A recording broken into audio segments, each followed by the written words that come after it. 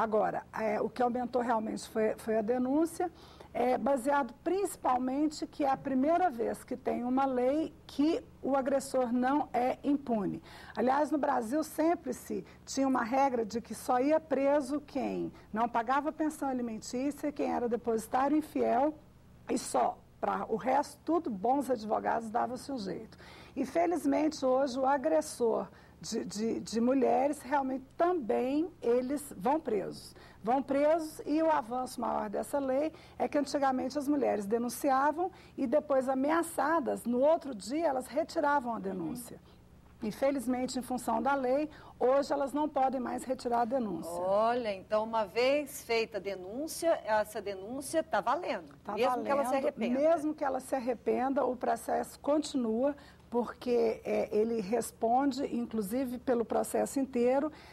Em alguns casos é inafiançável e uma grande vitória das mulheres é que nós estamos conseguindo hoje liminares com que proíbam os homens de ficarem até 1.000 metros de distância das mulheres. E um fato assim inovador, não só no Brasil, mas como no mundo, é que é um dos primeiros países onde a legislação também ela pune crimes de violência psicológica e de violência moral, não só a sexual e não só a física. Então, se o homem ofende a mulher, se ele agride com palavras, se ele agride psicologicamente, isso também é considerado crime. Inclusive, as mulheres hoje realmente não têm, elas denunciam e muitas perderam a vergonha de ficarem caladas em razão da impunidade.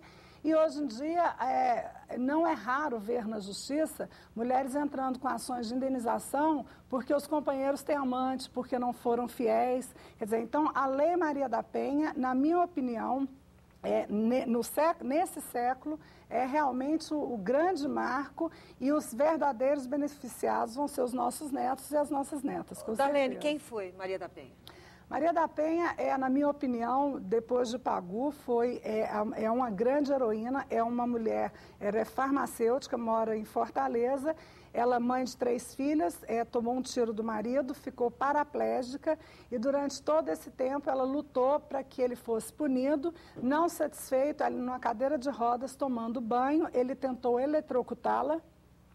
E pela primeira vez na vida, uma pessoa foi condenada no Brasil por tentativa de homicídio no Ceará, em Fortaleza, e durante 19 anos ele recorreu desse processo em liberdade. Quando faltavam 4 meses para o crime prescrever, ela numa luta incessante, numa cadeira de rodas, ela conseguiu com que ele cumprisse 15 anos de cadeia e, na minha opinião, é assim o símbolo maior de todas as mulheres brasileiras, porque ela conseguiu o que muitos deputados, muitos senadores, muitas pessoas com condições nunca conseguiram, que foi realmente, pela primeira vez na vida, fazer valer uma lei com a sua própria presença física. E essa lei, como é que está o cumprimento dessa lei? Porque a gente sabe que a legislação com isso avançou, mas é cumprida? Essa história do homem ser preso, ele realmente vai preso? Precariamente, porque infelizmente o Poder Judiciário e a polícia, eu não posso aqui culpar, principalmente a Delegacia da Mulher do Estado de Goiás, as delegacias são realmente, elas ajudam. Mas a falta de estrutura, a viatura não tem delegacia para que nós possamos de repente fazer um flagrante. Não existe ainda no IML um bloco especializado em atendimento de mulheres e muitas vezes em função de estupro, crianças são violentadas pelo pai, pelo irmão e é uma dificuldade, elas ficam envergonhadas de fazer o exame. A lei prevê que exista um juizado especial para mulheres, ainda não foi feito. Como eu disse, os verdadeiros beneficiados dessa lei serão, espero, daqui uma década no máximo. Mas estamos a cada passo, a cada dia, com uma impunidade, com uma luta. A gente realmente está conseguindo fazer com que a lei seja cumprida no máximo. A lei, por exemplo, diz que deveriam ser só juízas, delegadas, médicas. assistentes sociais. Infelizmente, o Poder Judiciário ainda não pode suprir essa necessidade. Aliás, na Delegacia da Mulher tem um homem como delegado. 2 homens, tem o doutor Rodrigo Jaime e o doutor Geraldo, que realmente cumprem muito bem o seu papel. Mas eles facilitam ali para os maridos? De maneira nenhuma. De maneira nenhuma. Eles não são um pouco tendenciosos, não? Não, de maneira nenhuma, até mesmo porque... Olha lá, hein, não, doutor?